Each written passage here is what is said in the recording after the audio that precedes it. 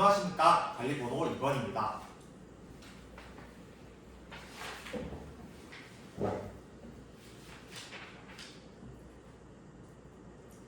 우선 수업 설계에 대해서 먼저 말씀드리도록 하겠습니다.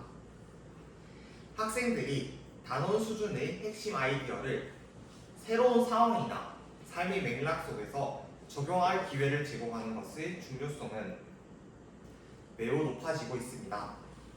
왜냐하면 삶의 맥락 속에서 적용하게 된다면 학생들은 실생활 속에서 이를 활용할 수 있으며 이는 결국 깊이 있는 학습으로 이어지기 때문입니다.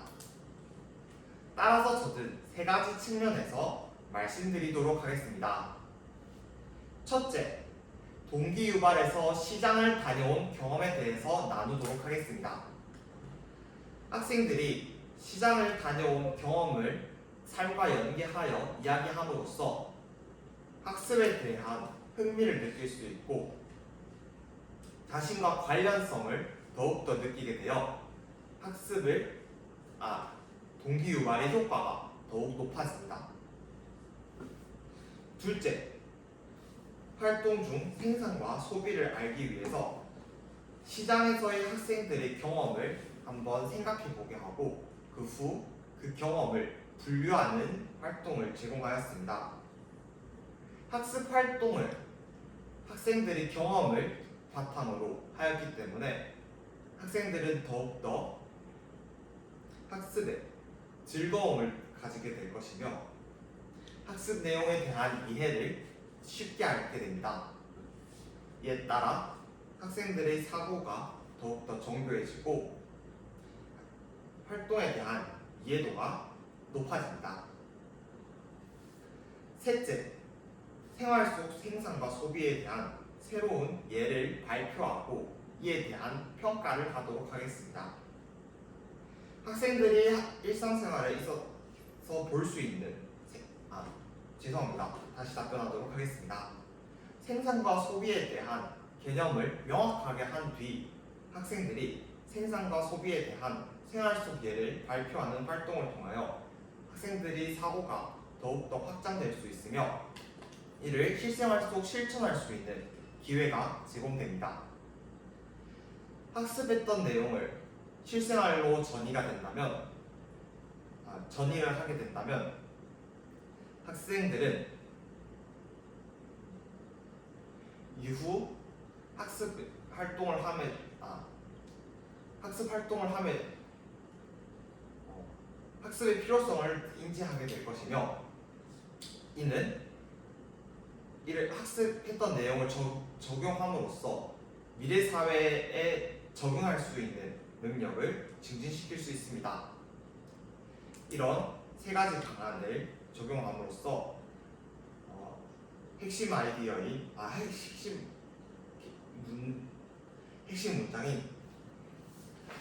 핵심 문장인 생산과 소비의 모습 살펴보기를 학생들이 견고히 할 수 있습니다. 이상입니다.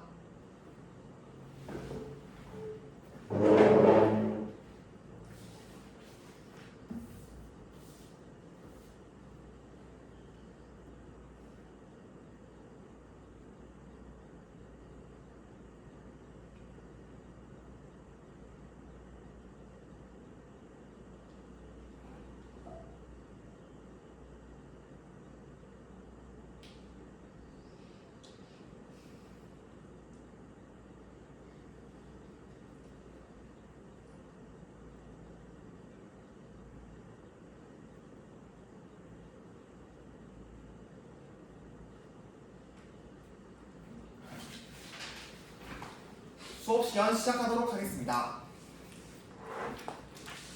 4학년 2반 여러분 이제 첫 번째 활동을 할 준비되었나요? 준비됐다고요? 그러면 첫 번째 배워의문을 두드려 볼까요? 똑똑 알아보자 생산과 소비. 이번 활동은 개인 활동을 할 것이니 선생님 설명 잘 들어보세요. 첫 번째로 우리가 시장에서 볼 수 있는 모습을 배운 공책에 적어보도록 하겠습니다. 우리 수업을 시작했을 때 이야기 많이 했죠? 여러분들이 있었던 내용을 한 번 더 생각하여 배운 공책에 적어보도록 하겠습니다. 둘째, 배운 공책에 적었던 내용 중 마음에 드는 것을 두 가지 선택하여 하이러닝에 올린 뒤 선생님과 함께 살펴보며 발표해 보도록 하겠습니다. 셋째, 여러분들이 하이러닝에 올렸던 내용을 두 가지로 한번 분류해 보도록 하겠습니다. 이때 분류 기준을 한번 여러분들이 잘 생각해 보도록 하겠습니다. 자, 그러면 5분의 시간 주도록 하겠습니다. 활동 시작!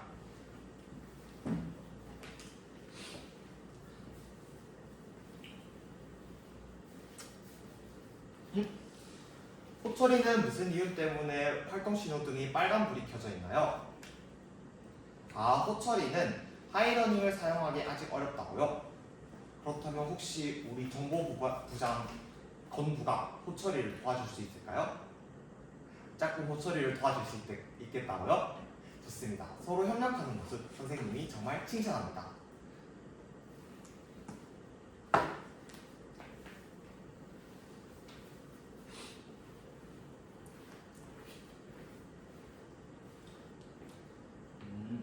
활동 신호등이 모두 초록불이 켜져 있는 것으로 보아 여러분들 모두 하이러닝에 올린 것 같은데요. 하이러닝을 한번 함께 살펴볼까요? 삐. 자, 여러 가지 이야기가 나와 있습니다. 쌀을 샀던 경험이 적혀 있는데 혹시 누구인지 손들어 볼까요? 네, 상혁이었군요. 상혁이 쌀을 샀기 그리고 하나 더 무엇을 올렸나요? 물고기를 손질하는 상인에 대해서 적었군요. 좋습니다. 또 다른 것을 한번 찾아볼게요. 미용실에서 머리 깎기. 이거 누구일까요? 은지라고요? 은지. 머리카락을 최근에 이쁘게 깎았는데 또 다른 이야기. 어떤 경험을 공유하였나요? 의사 선생님께서 약을 처방해줬던 이야기를 해줬군요. 시장에서 그쵸. 시장에 우리가 지난 시간에 합리적 소비를 하기 전에 배웠던 게 있었죠. 맞아요. 시장의 범위에 대해서 배웠었죠. 그래서 병원도 시장이 될 수도 있고 우리 주식 시장도 보이지 않는 시장이 될 수도 있고 인터넷 쇼핑몰도 보이지 않는 시장이 될 수도 있다고 했습니다. 그래서 우리 시장의 범위를 잘 생각했던 은지와 상혁이의 모습이 정말 좋은데요. 영채 지금 무엇을 하고 있는 것인가요? 친구들의 의견을 듣지 않고 있었던 것 같은데 그렇죠? 만약에 다른 친구들이 영채의 발표를 듣지 않는다면 영채의 기분이 어떨 것 같나요? 기분이 나쁠 것 같다고요? 다른 친구들의 입장에서 생각해 보았을 때 영채도 기분이 나쁠 것 같아서 앞으로는 친구들이 발표할 때는 귀는 쫑긋 경청하며 들을 수 있겠다고요? 친구들이 마음을 헤아리는 영채의 모습 선생님이 기대하도록 하겠습니다. 자, 그렇다면 여러분 선생님이 세 번째 뭐라고 했죠?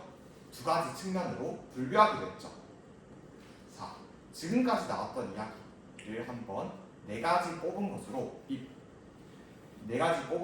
한번 분류를 해보겠습니다.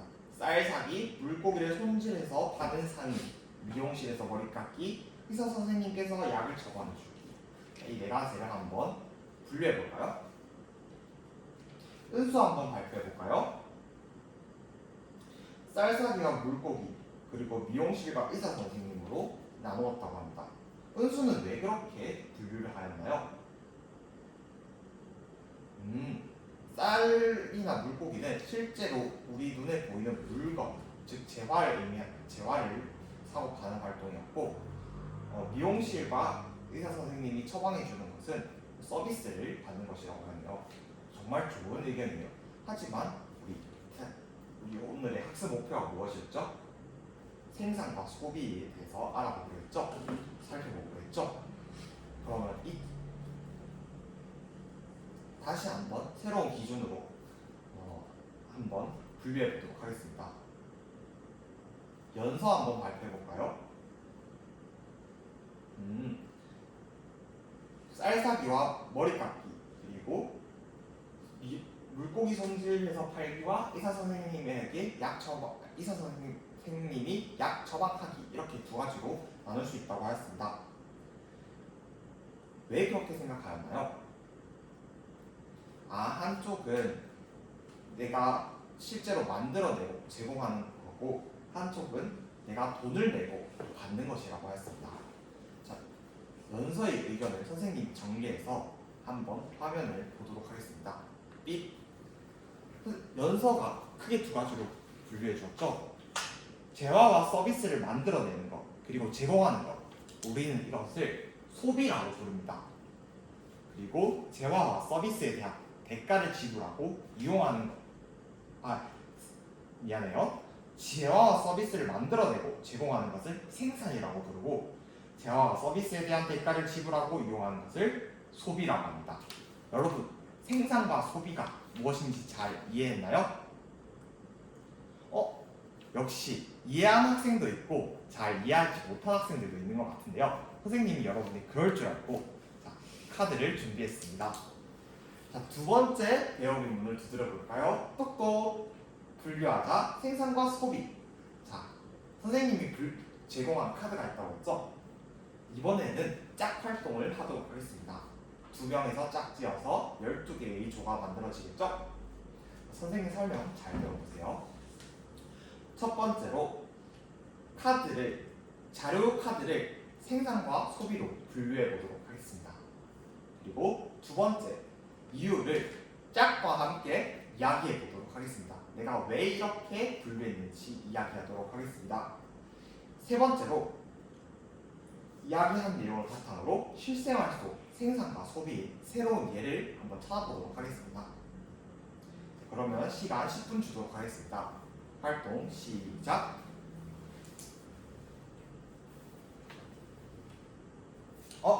민지와 민우는 무슨 이유 때문에 서로 이야기를 다투고 있나요? 민우가 생각하는 것과 민지가 생각하는 것은 서로 다르다고요? 어떤 부분인지 한번 이야기해 줄래요? 버스를 타는 것은 민우는 생산한다고 생각합니다. 왜 그렇게 생각하나요? 일하러 가는 길에 있기 때문에 버스를 타기 때문에 결국에 버스 타는 것도 생산에 포함된다고요. 근데 민우 오늘 아침 학교를 갈 때 어떻게 왔나요? 민우 오늘 버스 타고 학교를 왔다고요? 버스를 탈 때 우리 어떻게 했죠? 버스를 탈 때 카드를 찍고 돈을 내고 버스를 탔죠? 그러면 나는 돈을 내는 것, 재화와 서비스에 대해서 대가를 지불하고 이용하는 것을 무엇이라고 하죠? 소비라고 하죠. 그러면 민우가 오늘 경험했던 것으로 바탕으로 버스를 타는 것은 생산일까요? 소비일까요? 소비일 것 같다고요? 좋습니다. 민우의 발전하는 모습 선생님이 기대하도록 하겠습니다.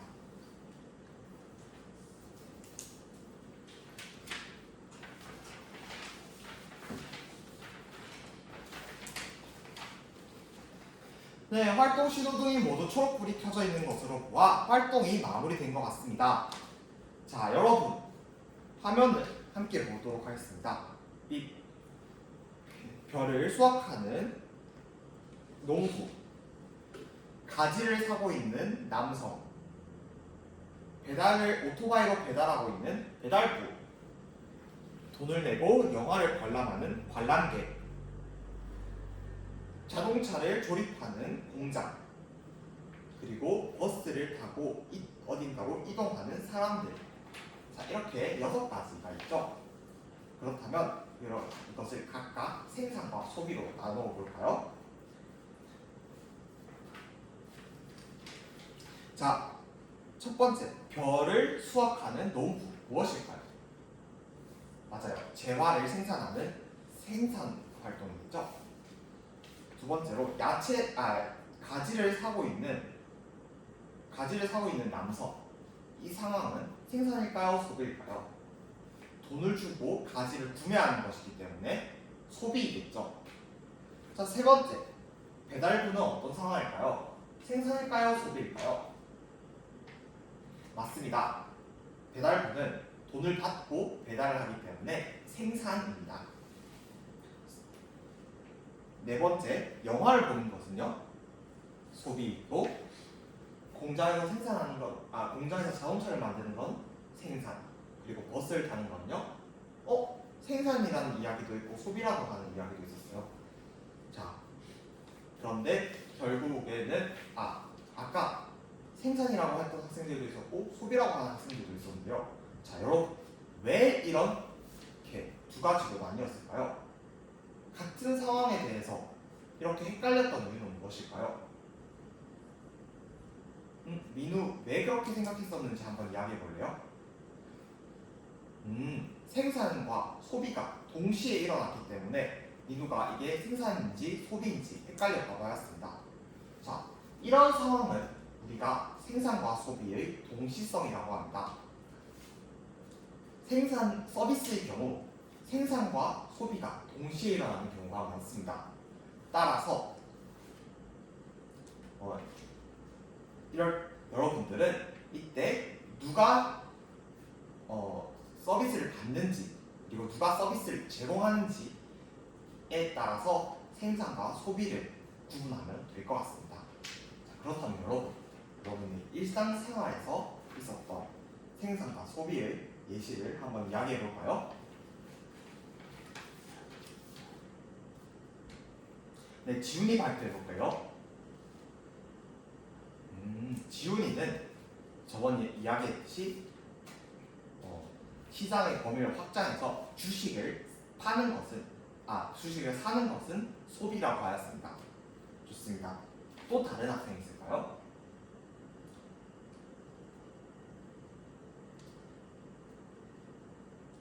성은이 한번 발표해 볼게요. 성은이는 국밥집에 가서 국밥을 먹는 것은 소비라고 하였습니다. 좋습니다. 마지막으로 한 명 더 있을까요? 네, 은철이 한번 발표해 볼게요.